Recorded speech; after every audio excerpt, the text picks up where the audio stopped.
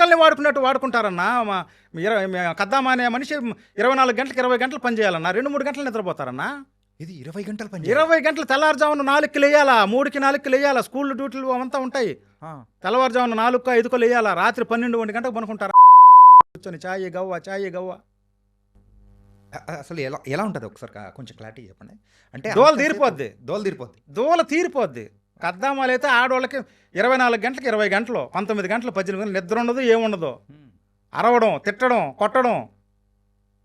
ఏదో అలవాటు పడిన వాళ్ళు, ఒకరు భాష వచ్చిన వాళ్ళు కుదురుకున్న తర్వాత పర్లేదు, కానీ కొత్తగా పోయిన వాళ్ళకి భాష రాదు, కసురుకుంటారు, అరస్తారు, తిడతారు, కొడతారు. కొత్తగా పోయిన వాళ్ళకి ఏం తెలుస్తుంది sir? Different culture, different language, ఏమీ తెలియదు. చూస్తే ఒక్కొక్క నా కొడుకు ఒక ఇల్లు 1 ఎకరా ఉంటుంది, అంతా దొడవాలా, అంతా గడగాల. ఇట్లా చూస్తారు మట్టి, షునహాదా ఆ మట్టి కూడా ఉండకూడదు.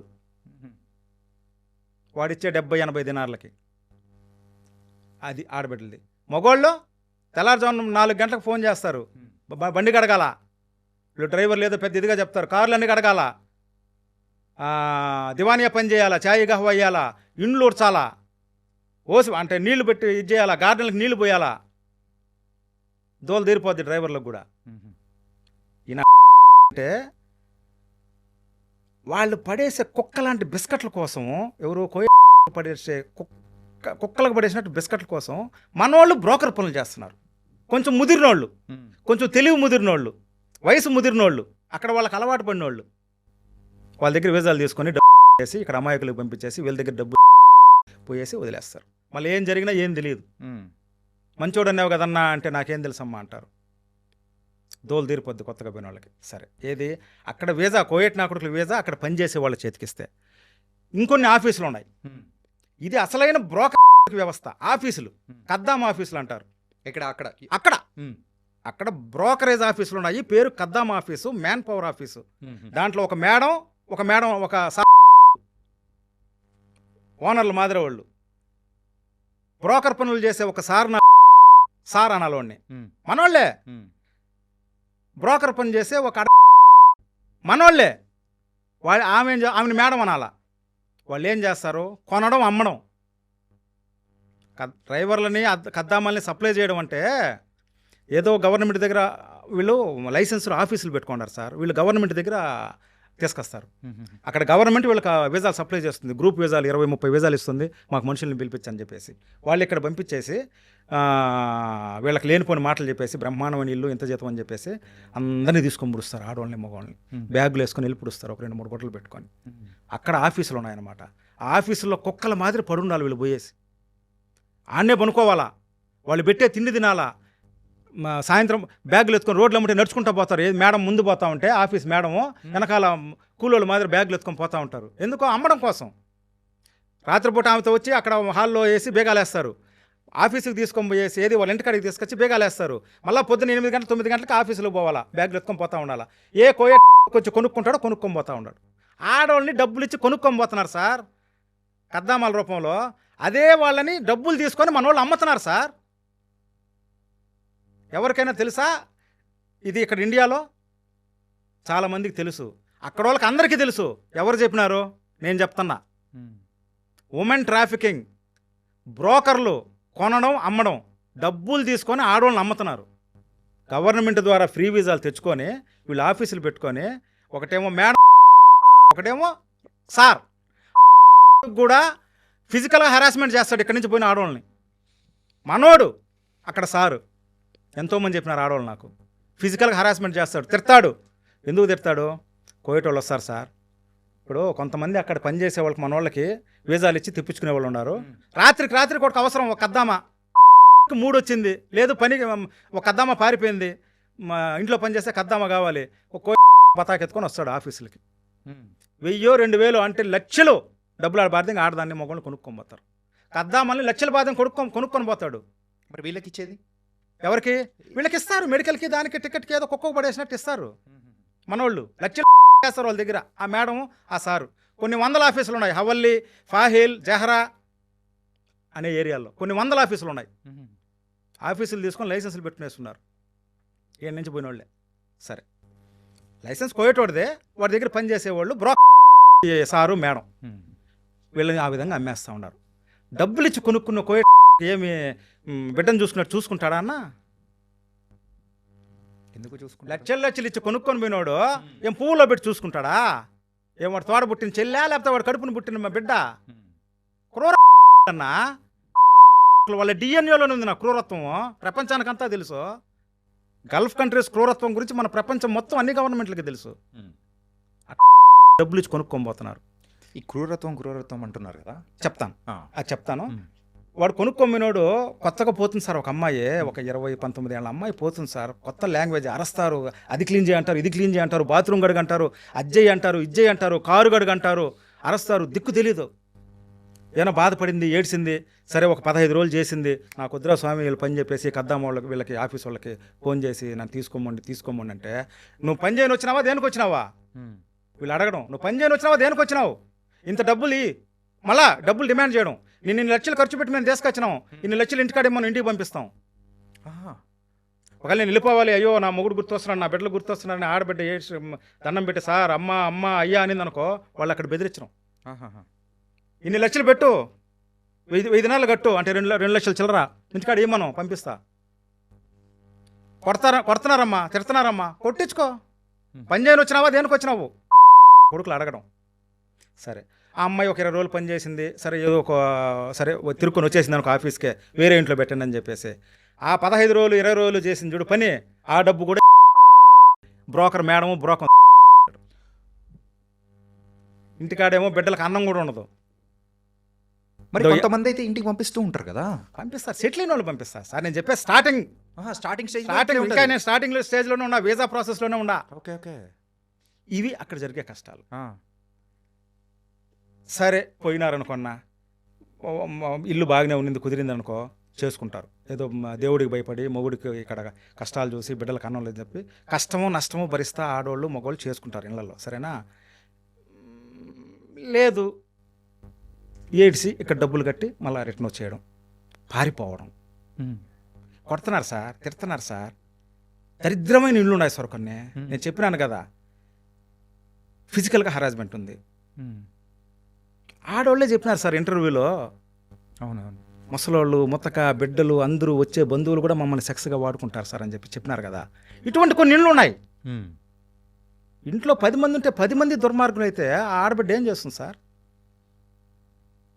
మీకు నేను ఒక వీడియో పెడతా. 80 ఏళ్ళ ముసలోడు రమ్మని చెప్తున్నాడు. నేను అది వీడియో మీకు చూపిస్తా, వేయాలి మీరు. ఇలాంటివంతా ఉన్నాయి సార్. పారిపోతారు అంతే. అది వీసా ప్రాసెస్. వీసా ప్రాసెస్ అనేది broker process, women trafficking process, అమ్మడము కొనడము. లీగల్ ప్రపంచంలో ఉన్న వీసా సిస్టమ్ కువైట్లో లేదు. అంతే. వేరే జరగండి, వీసా ప్రాసెస్ గురించి చెప్పేసి. ఓకే. ఈ వీసా ప్రాసెస్ అంటే ఫస్ట్ స్టేజ్లోనే ఇంత భయంకరంగా ఘోరంగానే ఉంటుంది కదా. సో ఇంకా వాళ్ళు పెట్టే అన్ని టార్చర్లకు వాళ్ళు సెట్ అయిపోయి ఇంకా వాళ్ళు పనులు అనేది చేసుకుంటూ ఉంటున్నారు అనుకుందాం. సో వాళ్ళ లైఫ్ ఎలా ఉంటుంది? ఇంకా అంతే, అలవాటు పడిపోతారు. భాష వస్తుంది, ఎంత కష్టమైనా చేస్తారు, చేయాలి, తప్పదు.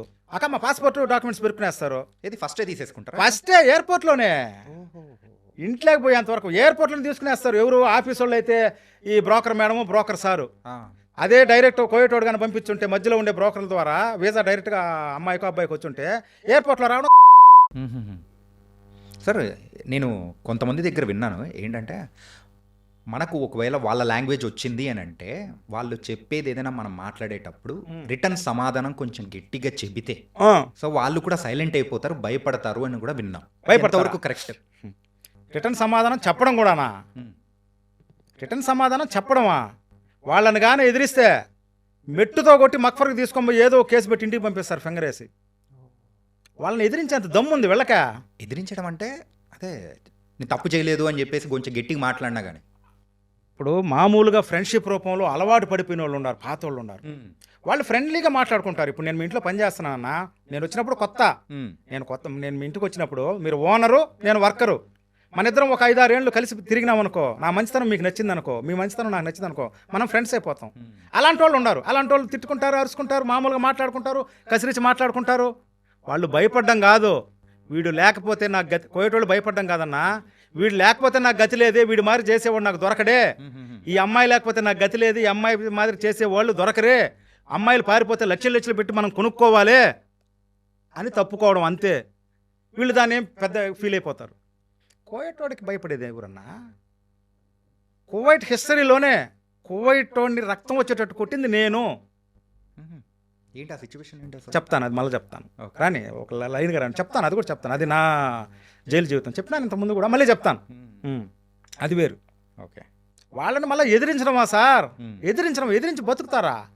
అరే ఏ తప్పు చేయకపోతేనే దొంగతనం కేసులు పెట్టి కొట్టి కాలుతో దాన్ని అన్నం పెట్టకుండా చేసి ఏ తప్పులు చేయకుండా ఉంటే జైల్లో వేసి ఫింగర్ వేసి పంపిస్తూ ఉన్నారు సార్. ఏ తప్పు చేయకపోతే ఒక 3-4 నెలలు జీతం ఇలా అడిగిన దానికి. సరే, ఏ తప్పు చేయకపోతే ఇలా చేస్తానని చెప్పేసి అన్నారు కదా, మీరు చూసిన ఏదైనా ఒక ఇన్సిడెంట్ కానీ ఒక సిచ్యువేషన్ కానీ ఏదైనా ఒకటి ఎగ్జాంపుల్ ఉంటే ఒకటి చెప్పండి అన్న. అంతే, జీతం మీరు ఏదైనా రీసెంట్గా ఒకటి జరిగింది కదా బై వెంకటేష్ ఏదో సంథింగ్. చెప్తాను, ఒక 100 ఉన్నాయి నా దగ్గర. ఇలాంటివి నేను చెప్పాలంటే నేను నీకు ఒక నెల రోజులు చెప్పగలుగుతానన్నా. చెప్తాను మీకు.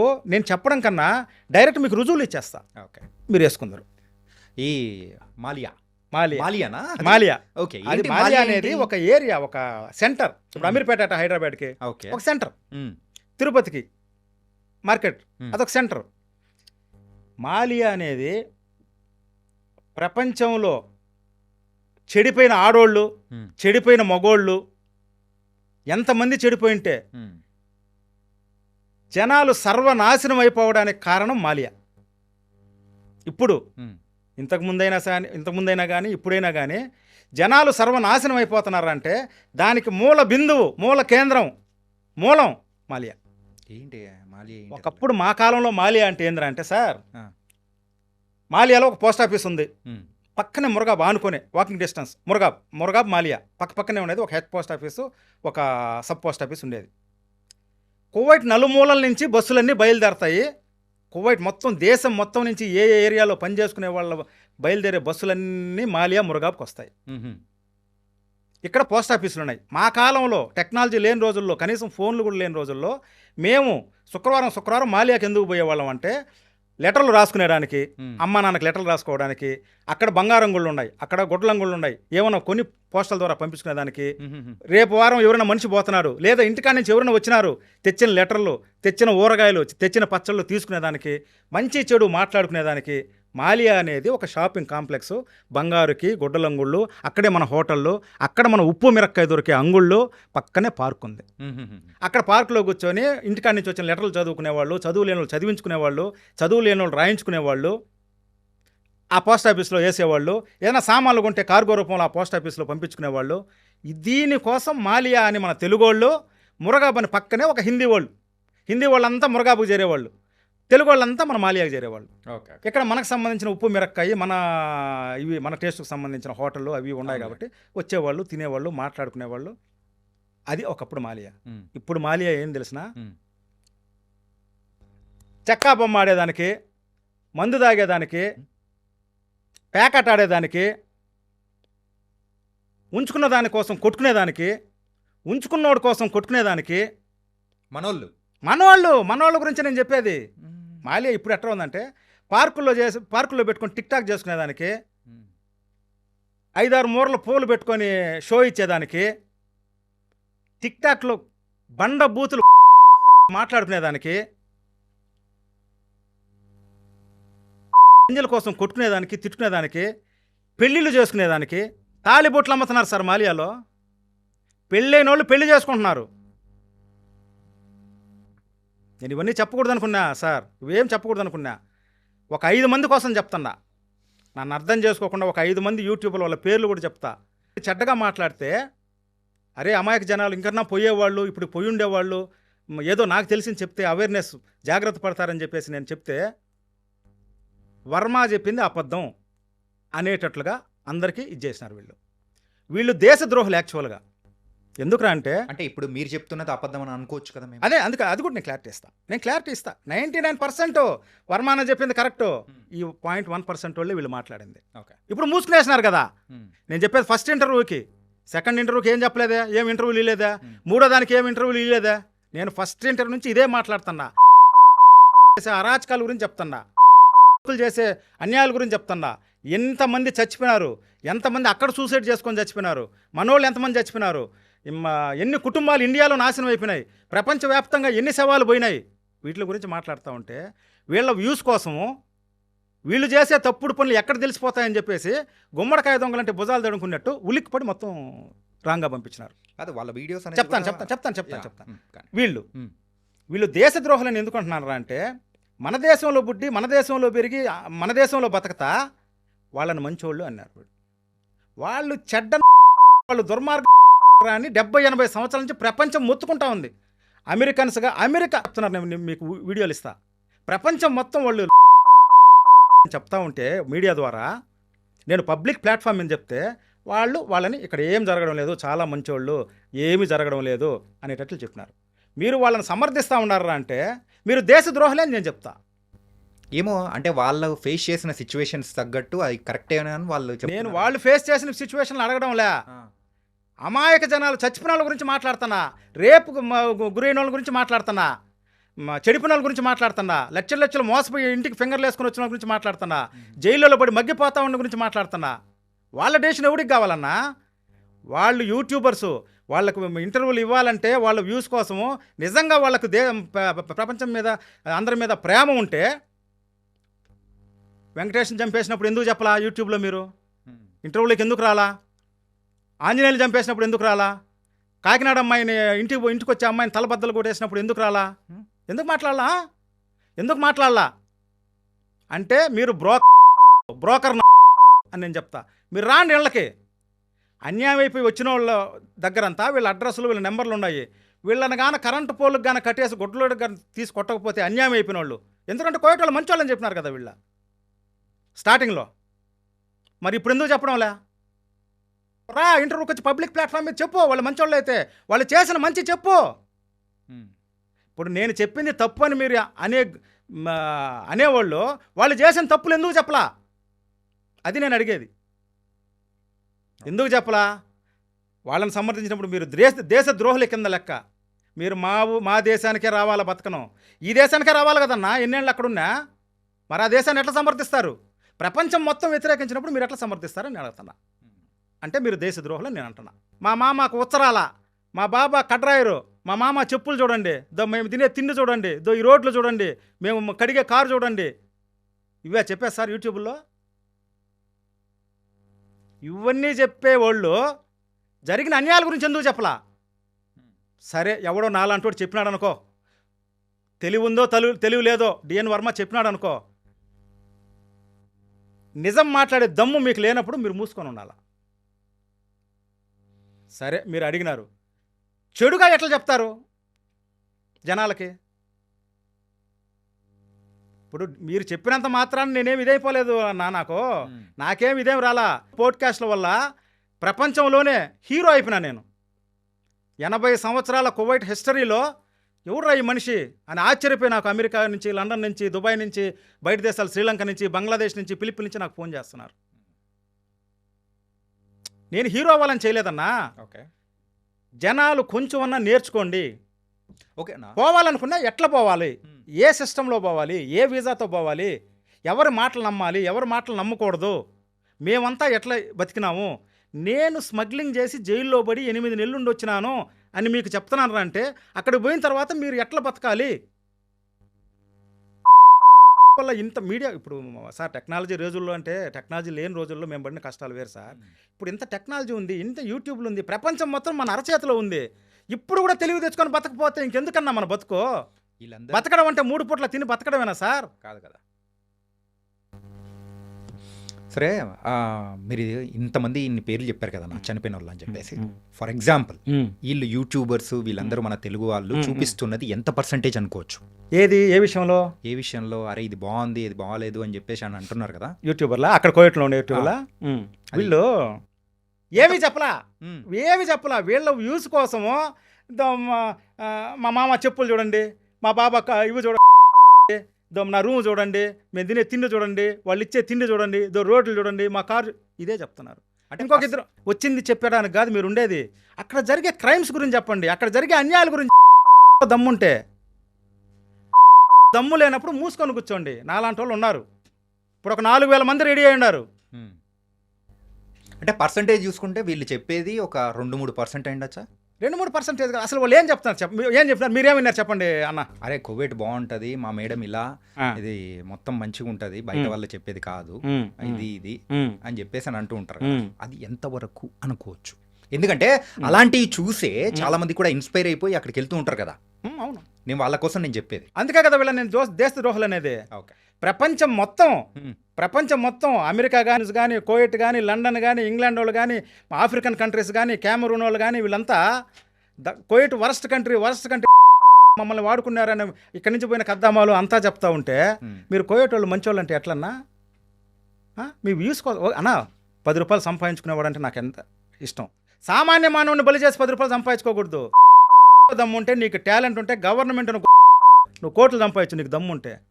సామాన్య మానవుని కడుపు కొట్టి నువ్వు 10 రూపాయలు సంపాదించేది ఏంది? లేదు నువ్వు అది చూడు ఇది చూడు చూడు మా బాబా ఇది చూడు చెప్పులు చూడు అని చెప్పేది మానేయి. అంత కామ్గా ఉండు. నువ్వు మానేయమని నేను చెప్పలా. యూట్యూబ్ నువ్వు చేసుకో. అన్యాయం గురించి మాట్లాడే వాళ్ళ మీద మాత్రం తప్పుగా జనంలోకి తీసుకుపోవద్దు. నిజాలు చెప్పట్లేదు అని చెప్పి నిజాలు చెప్పండి. ఓకే. చెప్పే దమ్ము లేకపోతే మీరు మీ యూట్యూబ్ మీరు చేసుకోండి, నో ప్రాబ్లం. అక్కడ పని చేసుకుంటున్న వాళ్ళు చాలా మంది కూడా పారిపోతూ ఉంటారు మధ్యలో పని చేసే టైంలలో కూడా అంటుంటాం కదా, వింటూ ఉంటాం కూడా.